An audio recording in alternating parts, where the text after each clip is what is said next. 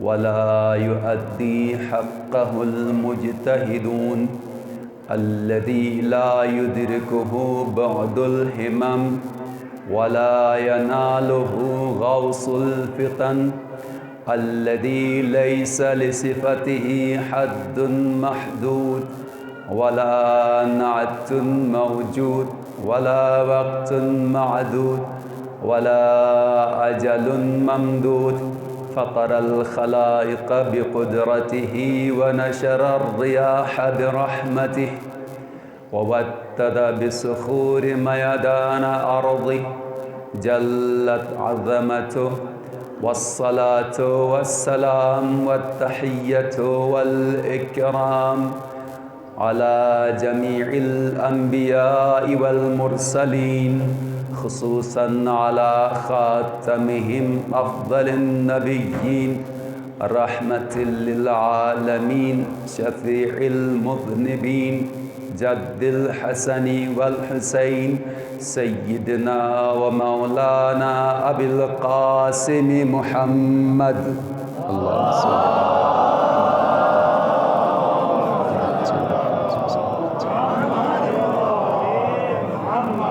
وآله الطيبين الطاهرين المعصومين الغر الميامين الذين أذهب الله عنهم الرجس وطهرهم تطهيرا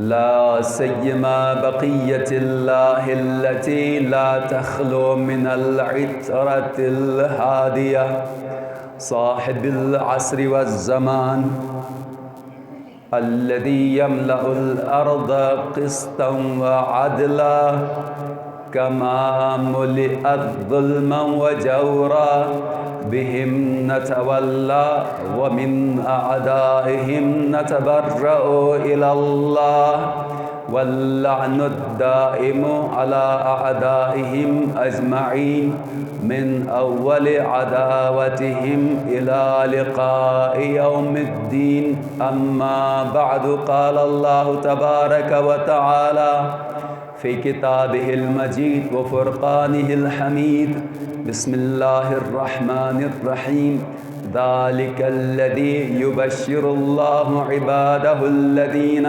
آمنوا وعملوا الصالحات قل لا أسألكم عليه أجرا إلا المودة في القربى ومن يقترف حسنة نزد له فيها حسنا إن الله غفور شكور صلوات بر محمد وآل محمد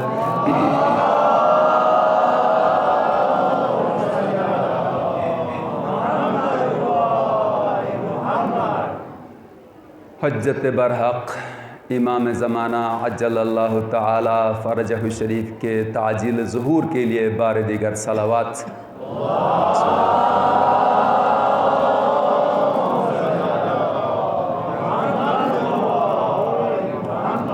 اپنے اعمال کی قبولیت کے لیے حاجت روائی کے لیے اس سے بلند تر انداز سے صلوات پڑھ دیجئے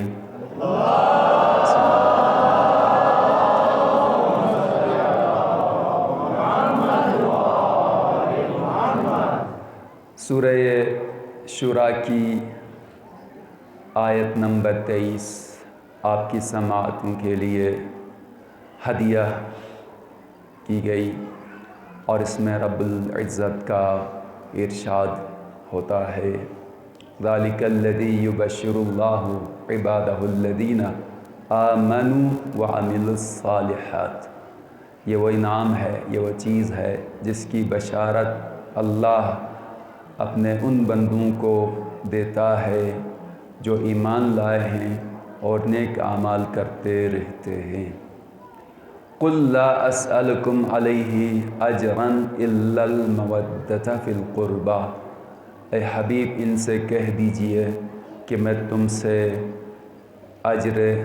کوئی اجر رسالت نہیں مانگتا مگر یہ کہ تم میرے اقربا سے مودت رکھو اور جو نیکی کا کام بجا لائے گا ہم اس کے لیے اس نیکی میں اضافہ کر دیتے ہیں۔ ان اللہ غفور شکور، اور بے شک اللہ بخشنے والا اور شکر قبول کرنے والا ہے۔ موضوع کو شروع کرنے سے پہلے یہ عرض کرتا چلوں کہ آپ بہرحال کل اعلان کیا، آپ متوجہ ہیں، آج کی یہ مجلس حاجی زید علی مرحوم کے گھر والوں نے، چونکہ ان کی برسی کا دن تھا، تو یہ مجلس انہوں نے مرحوم کے نام پہ لی ہے، اور وہ خود بانی ہوئے ہیں اس مجلس کے، اور ظاہر ہے کہ آپ سب کے لیے، خصوصاً جو بزرگان ہیں، ان کے لیے مرحوم آشنا تھے، ان کی خدمات سے آپ واقف ہیں، اور میری جگہ پر بھی کوئی اور ہو وہ بہتر بتا سکتا ہے۔ ہم بھی بعد میں آئے، اور دوسری جو ہماری اپنی بھی دوسرے لحاظ سے مجبوری بنتی ہے کہ اتنا زیادہ زیب نہیں دیتا ہے کہ میں بولوں، کمتر چیز مقدار پر اکتفا کرتے ہوئے ان جوانوں کے لیے بولوں کہ اس امام بارگاہ کی تأسیس میں بانیین میں وہ شامل رہے، اور جب تک یہاں پر چند ایک ہی عالم جن کو آپ جانتے ہیں جو فرائض انجام دیتے رہے، ان کے بعد حاجی زید علی مرحوم فرائض انجام دیتے رہے، کئی ایک کو قرآن کی تعلیم دی اور ان کو قرآن پورا پڑھا دیا۔ یہاں پر ان کے وہ اسٹوڈنٹ موجود ہیں جنہوں نے ان سے قرآن ختم کیا ہے، اور یہ ایک اچھا سلسلہ شروع کیا دینیات اور قرآن کا۔ تو یوں ان کی خدمات اس معاشرے کے لیے، اس علاقے کے لیے رہیں، اور جب یہاں پر علماء آئے تو پھر انہوں نے کہا کہ اب میری اس حد تک ضرورت نہیں ہے، چونکہ عالم موجود ہے تو پھر وہ خدمات انجام دے دے، ورنہ اس سے پہلے آپ سب جانتے ہیں کہ ان کی خدمات ہیں۔ لہٰذا چونکہ محرم میں برسی آ رہی تھی کہ ہماری تجویز بھی یہ ہوئی کہ جس نے اس امام بارگاہ کی سنگ بنیاد رکھی، ان دیواروں کو بلند کیا، اس کو آباد کرنے کے لیے اپنی انتہائی کوشش کی، تو بجا اور مناسب یہ ہے کہ ان کی برسی اسی امام بارگاہ میں ہو، اور یہاں پر عزادار شرکت کریں گے تو ان کو زیادہ ثواب مل سکتا ہے۔ اس امام بارگاہ میں جو ان کی تمنا ہے اور جو انہوں نے بنائی ہے، اور یہاں پر جو حسین کا عزادار جمع ہو کر اگر ایک مرتبہ سورہ فاتحہ، 3 مرتبہ سورہ قل هو اللہ پڑھ کر صلوات کے ساتھ یہ صاحب ان کی روح کے لیے ہدیہ کر دے، تو میرے خیال سے اتنی ان کی روح شاد ہو سکتی ہے کہ جس کی کوئی حد نہ ہو۔ لہٰذا آپ سے گزارش کی جاتی ہے کہ مرحوم کی یہ سالہ صاحب کے لیے سورہ فاتحہ پڑھ کر ہدیہ ثواب ان کے لیے ہدیہ کر دے۔ بسم اللہ الرحمن الرحیم، الحمد للہ رب العالمین، الرحمن الرحیم، مالک یوم الدین، ایاک نعبد و ایاک نستعین، اہدنا الصراط المستقیم، صراط الذین انعمت علیہم غیر المغضوب علیہم ولا الضالین۔ بسم اللہ الرحمن الرحیم، قل هو اللہ احد، اللہ الصمد، لم یلد ولم یولد ولم یکن له کفوا احد۔ بسم اللہ الرحمن الرحیم، قل هو اللہ احد، اللہ الصمد، لم یلد ولم یولد ولم یکن له کفوا احد۔ بسم اللہ الرحمن الرحیم، قل هو اللہ احد، اللہ الصمد، لم یلد ولم یولد ولم یکن له کفوا احد۔ اللہم بلغ ثواب هذه السورتين إلى روح زید علی، اللهم اغفر له وارحمه واحشره مع النبیین والابرار، وارزقه شفاعة محمد وآلہ الطیبین الطاہرین، وبرحمتک یا ارحم الراحمین۔ صلوات پڑھ دیجئے محمد و آل محمد کی ذات پر۔ رسول اللہ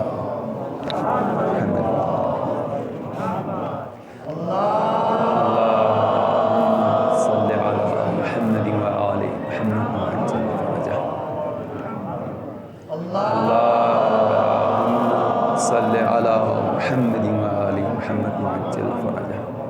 اور ایک بات یہ بھی عرض کرتا چلوں کہ یہ ایک سنت حسنہ کہلائے گی جو اس طرح سے شروع ہوتی ہے کہ جو نا محرم کی تاریخوں میں اگر کوئی اس طرح سے بانی ہو جاتا اور مجلس اپنے کا ثواب اپنے کسی گزشتہ کے لیے ہدیہ کر دے اور اپنے حیثیت کے مطابق اس طرح سے بانی ہو جاتا تو ایک اچھی رسم اور ایک اچھی سنت بھی ہو سکتی ہے۔ چنانچہ شہروں میں اس طرح سے ہوا کرتا ہے، پوری مجلس ایک گھر کا فرد لیتا ہے، جس طرح سے آپ میرے خیال سے یہاں پر ہوتا نہیں، مجھے نہیں معلوم، بہرحال ماہ مبارک رمضان کی افطاریاں لیتے ہیں جو مسجد میں ہوتی ہے، تو آج اس کی باری آج اس کی باری، تو اس طرح سے یہ ایک دیکھیے کیا آپ اس بارے میں سوچتے ہیں۔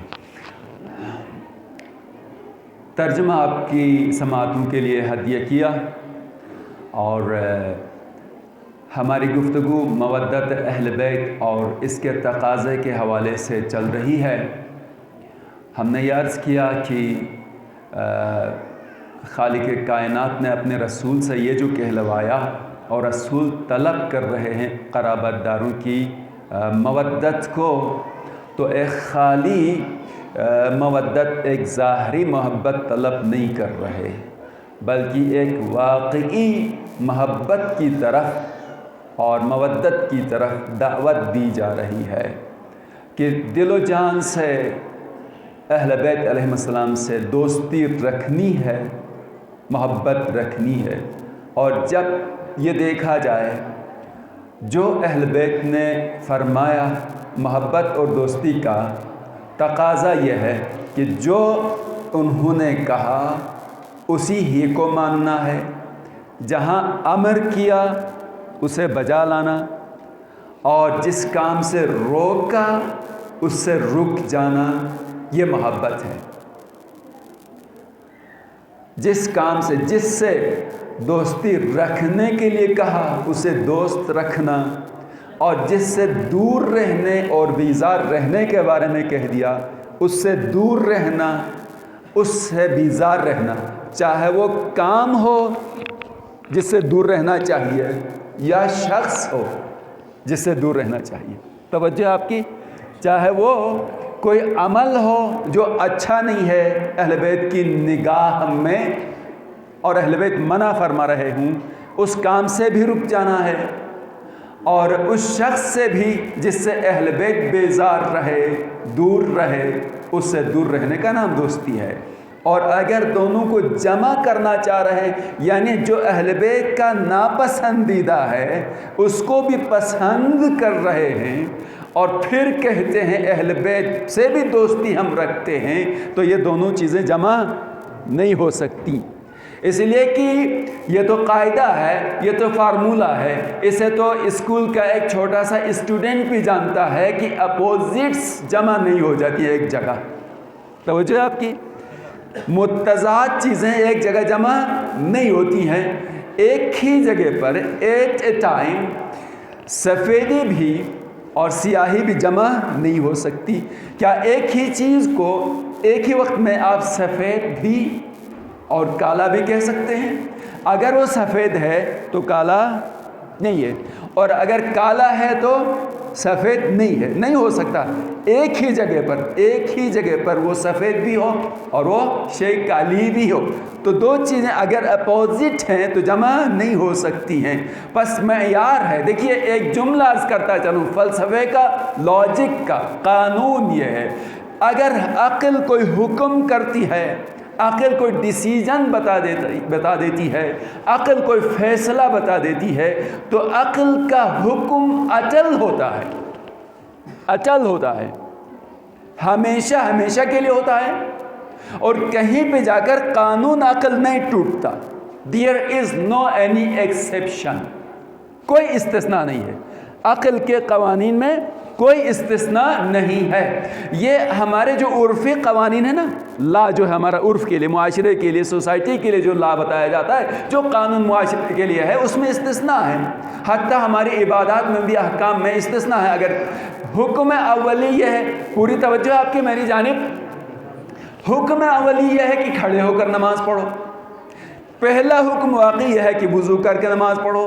اگر کسی کے لیے وضو کرنا ممکن نہ ہو تو کیا نماز نہ پڑھے گا؟ نہیں، نماز پڑھے گا، لیکن الٹرنیٹ بتایا ہے کہ کیا کرے؟ تیمم کے ذریعے. کھڑے ہو کر نماز پڑھنے کا حکم ہے. اگر کوئی آدمی کھڑے ہو کر نہیں پڑھ سکتا تو نماز نہ پڑھے، نہیں، بیٹھ کر پڑھے. اور اگر بیٹھ کر نہیں پڑھ سکتا ہے تو قبلے کی جانب لیٹ کر پڑھ لے. تو جیسے جیسے گنجائش محدود ہوتی جاتی ہے، توجہ آپ کی، جیسے جیسے گنجائش اور طاقت اور قدرت اس عمل کو انہی شرائط کے مطابق بجا لانے کی طاقت کم ہوتی ہے، اسی حساب سے رعایت دی جاتی ہے. اسی حساب سے رعایت. کھڑے ہو کر نماز پڑھیے، نہیں پڑھ سکتے بیٹھ کر پڑھیے.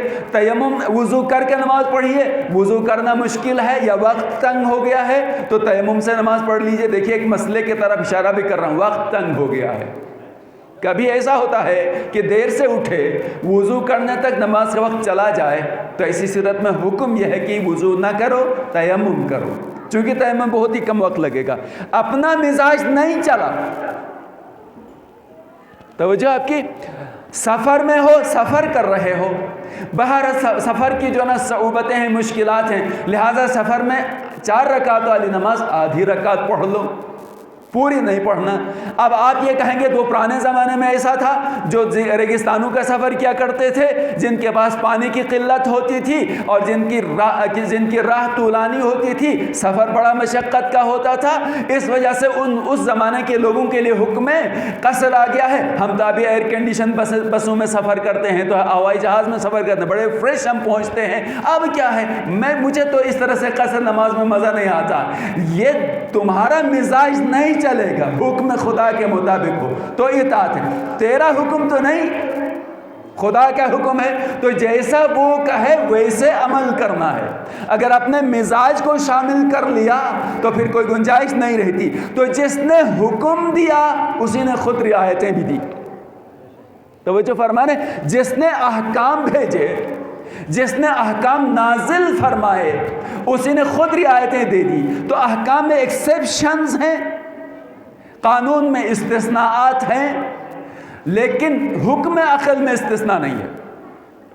اب دیکھیے ایک مثال آپ کے لیے دے دی ہے کہ اپوزٹس جمع نہیں ہو سکتی. اگر 2 چیزوں کے درمیان میں اس طرح کا تضاد ہے تو ایک ہی وقت میں یہ دونوں چیزیں جمع نہیں ہو سکتی ہیں. اسی طرح سے کوئی چیز ہے نقیضین ہے. میں اس گہرائی میں نہیں جاتا، اس میں فرق ہے. جیسے میں کہوں گا وجود اور عدم وجود، ایگزسٹنس نان ایگزسٹنس، ٹھیک ہے.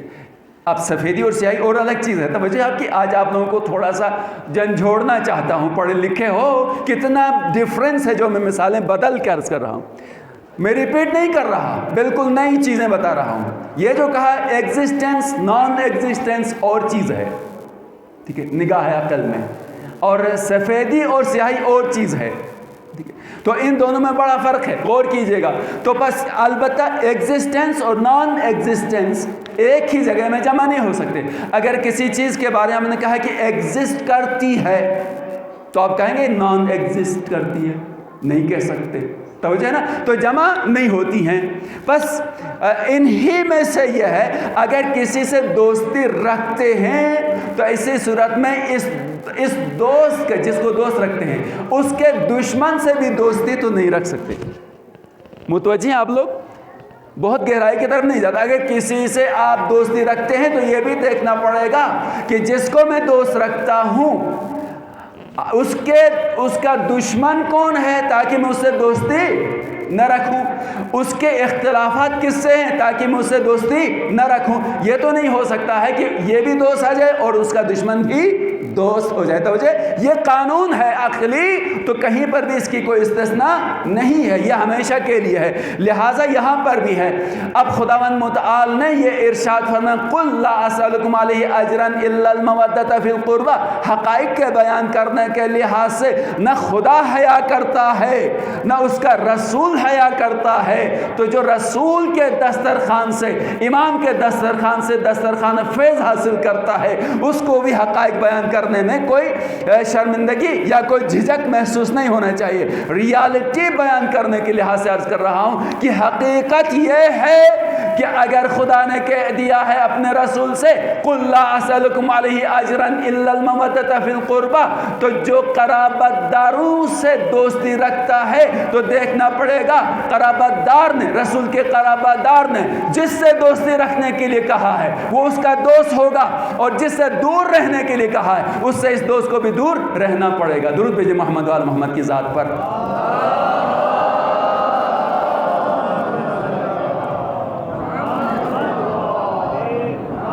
اب کل بھی جلدی میں عرض کر رہا تھا، میرا مجمع متوجہ رہے، کل بھی جلدی میں عرض کر رہا تھا کہ یہاں پر دو پیرلل ہوئے ہیں جو تاریخ نے بتا دیا ہے کہ ایک اہل بیت کا راستہ ہے اور دوسرا غیر اہل بیت کا راستہ ہے۔ ہم احترام کرتے ہیں مکاتب ہم مکاتب کا احترام کرتے ہیں، لیکن جو اختلاف ہے واقعات تو احترام سے نہیں بدل سکتے۔ توجہ فرما رہے ہیں آپ لوگ؟ احترام سے حقیقت نہیں بدلتی، احترام سے حقیقت چینج نہیں ہوتی ہے، حقیقت رہتی ہے، لیکن احترام اپنی جگہ پر۔ ہم حقیقت بیان کر لیتے ہیں اس اعتبار سے کہ یہ دو الگ الگ راستے ہوئے رسالت مآب صلی اللہ علیہ وآلہ وسلم کے بعد۔ ایک راستہ سقیفہ بنی سعدہ میں تیار ہوا ہے، متوجہ آپ، وہاں سے چلا، اور دوسرا راستہ بلا فصل کا ہے جو رسالت مآب صلی اللہ علیہ وسلم کا راستہ، اور اسی راستے کا غدیر خم میں اعلان کر دیا بلا فصل۔ تو یہ راستہ چلا۔ اب میں پورے عالم اسلام سے بسط احترام یہ عرض کروں گا، کیا کسی ضعیف سے ضعیف، کمزور سے کمزور ترین کتاب میں بھی یہ بتایا جا سکتا ہے کہ علی علیہ السلام نے یا اہل بیت کی کسی فرد نے جو امام ہیں ان میں سے کسی نے اپنی امامت سے دستبرداری کی ہو اور کسی کی امامت یا خلافت کو مانا ہو؟ ہم متوجہ ہیں آپ؟ کوئی بتا سکتا ہے، کوئی کہہ سکتا ہے کہ علی اپنی امامت سے دستبردار ہوا، حسن مجتبی اپنی امامت سے دستبردار ہوا، حسین سید الشہداء امامت سے دستبردار ہوا، اسی طرح سے 12 امام، انہوں نے اپنے آپ کے امام ہونے کا ادعا فرمایا ایک۔ دوسرا، انہوں نے اپنے آپ کے بارے میں یہ فرمایا کہ ہمارا رابطہ ڈائریکٹ خدا سے ہے، اوروں کا رابطہ، توجہ، اوروں کا رابطہ لوگوں سے ہے، اس لیے کہ لوگوں نے بنا دیا، لیکن ہمارا رابطہ ڈائریکٹ خدا سے ہے، اس لیے کہ ہم خدا کی جانب سے آئے ہیں اور خدا نے ہمیں بھیجا ہے۔ تو خدا کی جانب سے آنے والے اور لوگوں کے بنائے جانے والے کے درمیان فرق ہے۔ ایسی صورت میں جب فرق ہے اور یہ حقیقت ہے تو پھر دونوں چیزیں جمع نہیں ہو سکتی ہیں۔ درود بھیجیں محمد وآل محمد کی ذات پر۔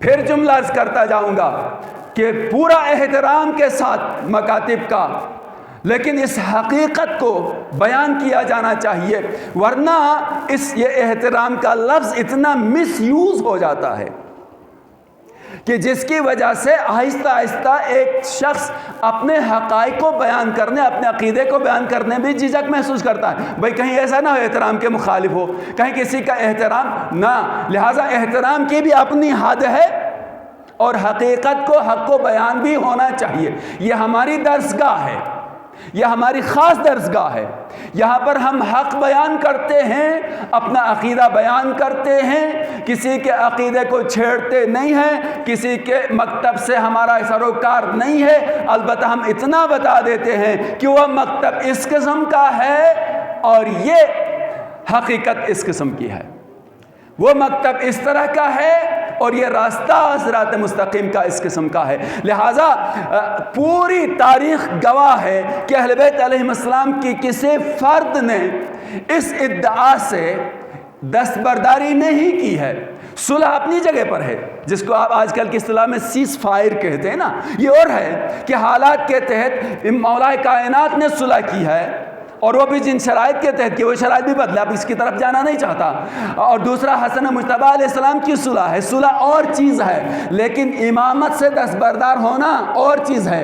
امام حسن ہی ہیں، لیکن حالات کے تحت امام نے صلح فرمائی ہے، تو امام نے کبھی کسی کے لیے امامت حوالے نہیں کیا اور حوالے نہیں کر سکتا تھا امام بھی، اس لیے کہ آیت سامنے ہے، ابراہیم تجھے اتنے سارے سخت ترین امتحانات کے بعد عہدہ امامت دیتے ہیں۔ یہیں پر دعا کی خلیل الرحمن نے، پالنے والے میری ذریت میں بھی امام ہوں، آواز آئی لا ینال عہد الظالمین، یہ میرا عہد ہے، ظالموں کو نہیں پہنچ سکتا، یہ میرا عہد ہے، میں خود جس کو اہل سمجھوں اسے ہی دے دیتا ہوں۔ تو ایسے میں یہ عہد الہی ہے، امام اس عہد الہی کو کسی کے ہینڈ اوور نہیں کر سکتا، لیکن مصلحت اسلام کی خاطر امیر المومنین نے بھی صلح فرمائی ہے، اور مصلحت اسلام کی خاطر حسن مجتبیٰ علیہ السلام نے بھی صلح فرمائی ہے۔ تو صلح اور چیز ہے، امامت اور چیز ہے۔ امام ہے، اور اسی امام نے یہ فرمایا کہ میں اللہ سے ڈائریکٹ رابطہ رکھتا ہوں۔ تو فرق یہ ہوا کہ جن کا رابطہ ڈائریکٹ اللہ سے ہے، اور وہ کہ جو لوگوں کے ذریعے سے منتخب ہو کر آتے ہیں، وہ دو الگ الگ ہیں۔ اب جب دو الگ الگ ہوں تو دونوں کی محبتیں جمع کر کے یہ کہنا چاہیں کہ ہم اہل بیت سے بھی محبت رکھتے ہیں، ایسا نہیں ہو سکتا۔ درود بھیجے محمد وال محمد کی ذات پر۔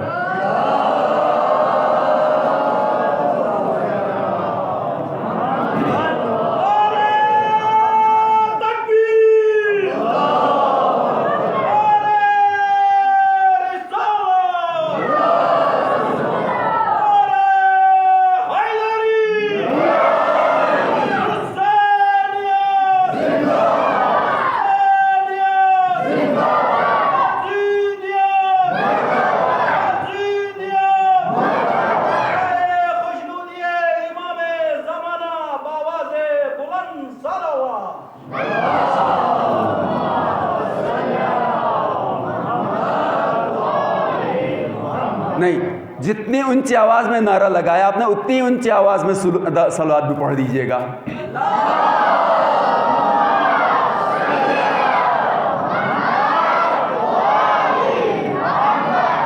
تو عزیزان محترم، اب میں اپنے موضوع پر آیا۔ بعض مرتبہ جب میں کچھ حالات دیکھتا ہوں تو مجھے بہت دکھ ہونے لگتا ہے، اور اس میں پھر آہستہ آہستہ اس طرح سے دوسری طرف سے یلغار ہونے لگتی ہے کہ یہ نہ کہا جائے، یہ نہ کہا جائے، یہ نہ کہا جائے، ٹھیک ہے۔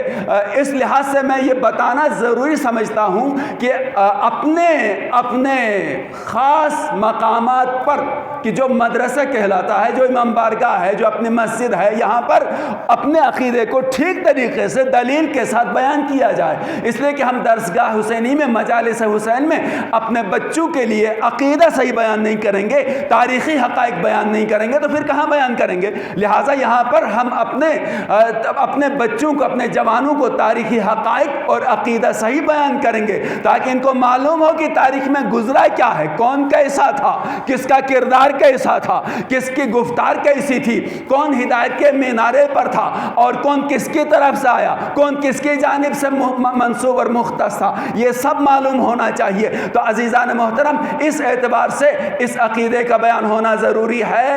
بس دو چیزیں اگر الگ ہیں، متوجہ ہے میرے آرائز کی طرف، تو یہ تو معلوم ہے نا، اہل بیت علیہ السلام اختلاف رکھتے تھے، یا آپ کہیں گے کہ نہیں صلح تھی؟ کوئی بتا سکتا ہے؟ بڑے جو نا شیر و شکر کی طرح تھے اہل بیت، اور وہ جو دوسرے، متوجہ ہیں آپ؟ شیر و شکر کی طرح تھے؟ نہ، ایسا نہیں تھا۔ ہر دور میں ہر امام نے اپنے آپ کے امام ہونے اور خدا کی جانب سے منسوب ہونے کا دعویٰ فرمایا ہے۔ یہ مسلم ہے۔ اب جب دعویٰ فرمایا ہے تو یہ راستہ اور ہے اور ان کے ساتھ اختلاف اور ہے، لہٰذا ایسی صورت میں جمع نہیں ہو سکتی۔ اب یہ ہماری خوش قسمتی ہے، آپ خوش نصیب ہیں کہ آپ کے نصیب میں شروع ہی سے آل محمد ہیں، اور وہ بد نصیب ہے کہ جن کے نصیب میں آل محمد نہ رہے، اور پھر اتنا طولانی سفر کرنے کے بعد آ کر یہ کہتے ہیں کہ شیعہ جو کہتے ہیں علی مولا ہے یہ صحیح ہے۔ متوجہ نا کہ اب آ کر کہتے ہیں، اقرار کرتے ہیں کہ واقعاً یہ صحیح ہے کہ غدیر خم میں مولا رسول خدا نے مولا کائنات کے لیے جو فرمایا میں جس چیز کا مولا ہوں علی اس کا مولا ہے، مولا بھی اسی معنی میں جس معنی میں شیعہ کہتے ہیں۔ تو اتنی دیر تک، اتنا دور، اتنی عمر کیوں خاموشی میں گزر جاتی ہے؟ تو یہ تو مصلحت کا شکار ہو رہا ہے نا عزیزان محترم۔ تو اب معلوم یہ ہوا، بس اتنا میں عرض کر کے آگے چلوں کہ بس جب اختلاف موجود ہے تو ایسی صورت میں ان دونوں کا اختلاف ظاہری نہیں ہے، ایک بنیادی اختلاف ہے۔ ایک کا دعویٰ یہ ہے کہ میں خدا کی جانب سے منسوب ہوں، اور دوسرا ایسا نہیں ہے۔ تو یہ تو ظاہری دنیاوی کام تو نہیں ہے نا کہ ذرا اس طرح سے بھی چل جائے گا، ذرا نہیں، یہ تو آخرت کا معاملہ ہے۔ متوجہ ہیں آپ؟ یہ تو اپنی عاقبت کا معاملہ ہے، وہاں تو ذرے ذرے کا حساب ہوگا، ذرا سے بھی غلطی ہوگی تو وہاں پر جان نہیں بچ سکتی، ایسا ہے نا، ذرا سے بھی غلطی ہوگی تو وہاں جان پکڑے جائیں گے۔ وقفوہم انہم مسئولون، روکو ان کو، ان سے سوال کیا جائے گا۔ کہاں پہ روکا جائے گا؟ عالم برزخ میں۔ متوجہ ہیں آپ لوگ؟ ایک مرتبہ درود پڑھ دیں محمد وآل محمد کی ذات پر تو تمام کر دوں میں اسے۔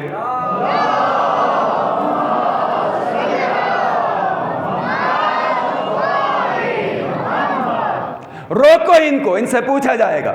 یہ کہاں پہ کہا جا رہا ہے؟ حشر و نشر، حساب و کتاب کے بعد اب جا رہے ہیں۔ وہ جن کا حساب پہلے سے خراب تھا وہ تو نار کی طرف جا رہے ہیں، اور کچھ ان کے خیال میں یہ تھا کہ اب تو سارا کام ہو گیا، جنت پہنچیں گے، ایک منزل پر پہنچے، آواز آئی وقفوہم انہم مسئولون، روکو انہیں، ان سے پوچھا جائے گا۔ ہر رکنے والا کہے گا کہ نماز کا حساب وہاں ہو گیا، روزے کے بارے میں وہاں پوچھا گیا، حج کے بارے میں وہاں پوچھا گیا، اور اس عمل کے بارے میں وہاں پوچھا گیا، سب حساب دے گئے، اب کس لیے روکا گیا؟ نا، وہ سارا تو ایسا ہی تھا۔ اصل سوال تو اب ہے، بتاؤ علی کو مان کر آئے ہو یا نہیں؟ اگر علی کی